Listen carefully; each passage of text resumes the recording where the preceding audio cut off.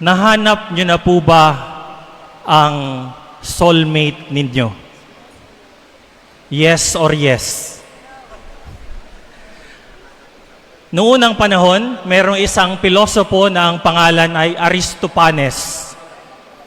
Nagkwento siya bakit may soulmate. When the gods created man and woman, He created them by pairs. Magkadikit sila. And since they have 4 legs, 4 arms, 2 heads, which alam natin is better than 1, men and women are so powerful that the gods were threatened that they would soon assume Godhead. Kaya Zeus and the other gods decided to split them apart and eventually place them apart from itself. And that's the reason why all throughout their lives, these men and women are lonely and they feel incomplete. And they're always searching for the other half. Yun po ang kanilang soulmate. And today we thank God kasi I'm sure because of the sacrament of matrimony, you could honestly say, nahanap ko na yung soulmate ko. Tingnan nyo nga po ang katabi ninyo at sabihin nyo, the search is over.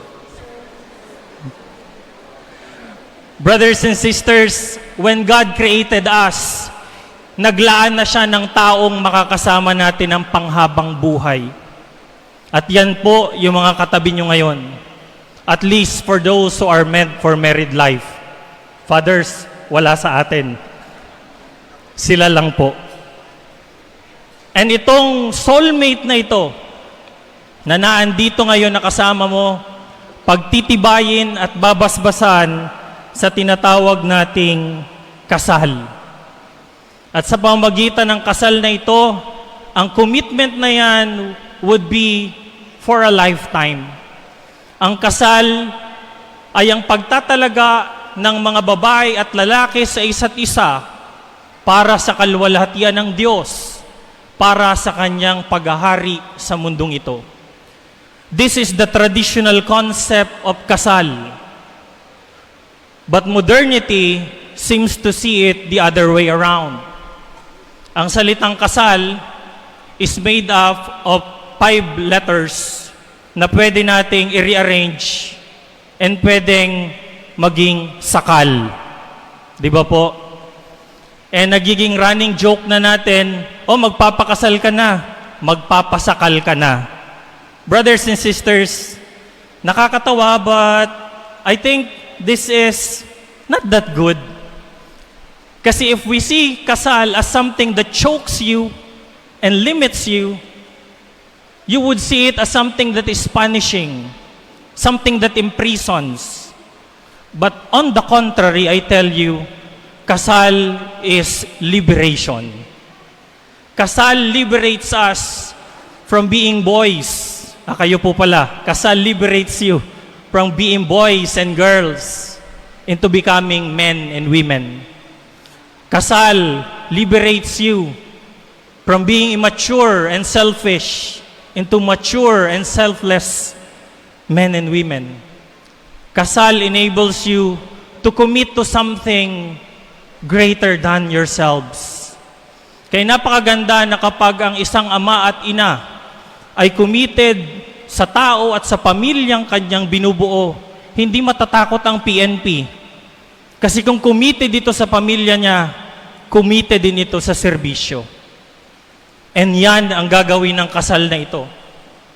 Sana nga lang po, we would never see kasal as something that sakals.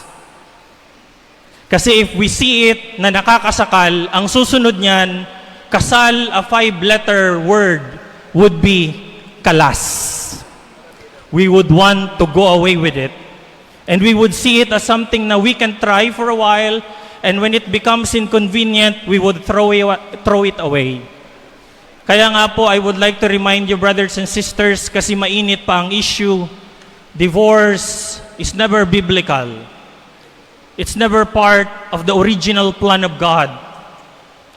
Divorce makes the sacrament of marriage cheap.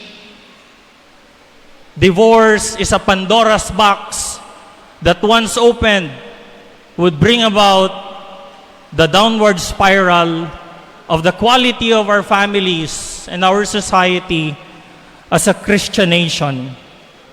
Brothers and sisters, sana hindi tayo titingin sa kasal as something that's sakal and at the same time pwedeng kumalas. The word kasal, a 5-letter word, pag nire-arrange natin, pwede rin maging lakas. Brothers and sisters, ito ang gusto kong pagmuni-munihan natin ngayon sa ating ginagawa. Na sana pagkatapos ng kasal na ito, your marriage would be something you would draw strength. Sabi natin kanina, lonely, incomplete yung lalaki at babae because they were separated. But now you have found your better half, mas malakas ka na. Kaya a man and a wife who goes to their house would always find strength in each other. And a man, when he looks at his family, the children, di ba nakakawala ng pagod? Sana you would always draw inspiration from that family you have formed. And at the same time, ito pong kasal should inspire us and strengthen us into our commitment. Napakaganda na ang isang malakas na pamilya ay magiging dahilan ng isang malakas na komunidad. Pag masaya nga po ang pamilya, di masaya rin tayo sa trabaho. I remember once our chief PNP says, pag masaya tayo sa pamilya bilang mga kapulisan, masaya din tayo sa serbisyo. At pag masaya tayo sa serbisyo, di ba napakagandang magtrabaho.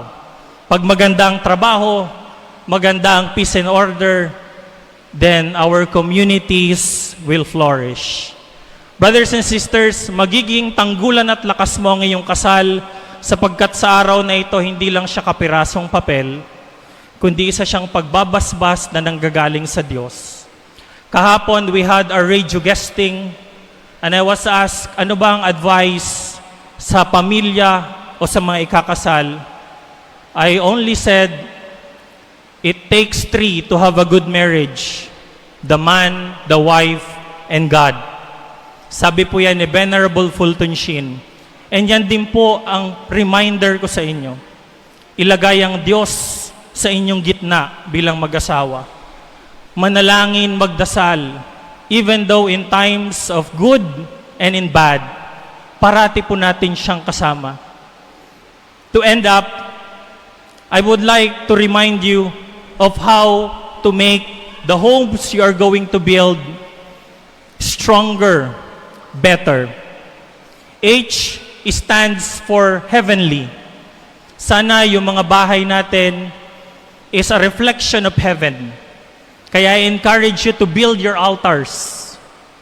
And at the same time, place pictures of the Lord, crucifixes, Santo Niño, and make each other feel loved. Because homes should become a haven for all of us. Letter O, obedience. As the second reading reminded us, wives should be subjected to your husband. And wives and husbands should be subjected to the law, both of God and of our society. Letter M, bring in Mary. Dalhin si Mama Mary. Sana may mga rosaryo pa kayo sa inyong bahay. Sana suot-suot nyo pa ang rosaryo. Sana nasa bulsa. Sana nasa sasakyan. Because Mama Mary reminds us that the family that prays together stays together. And finally, letter E. Ito po yung ginagawa natin ngayon. The Eucharist. Ang Eucharistia na ngayong magsisimula ng inyong pagsasama, sana po maging kasama nyo rin sa inyong paglalakbay, tuwing linggo, tuwing araw ng pangilin, tuwing holiday of obligation. Because I always believe that the family who goes to Mass together would stay forever. Congratulations po sa inyong lahat. and God bless you all.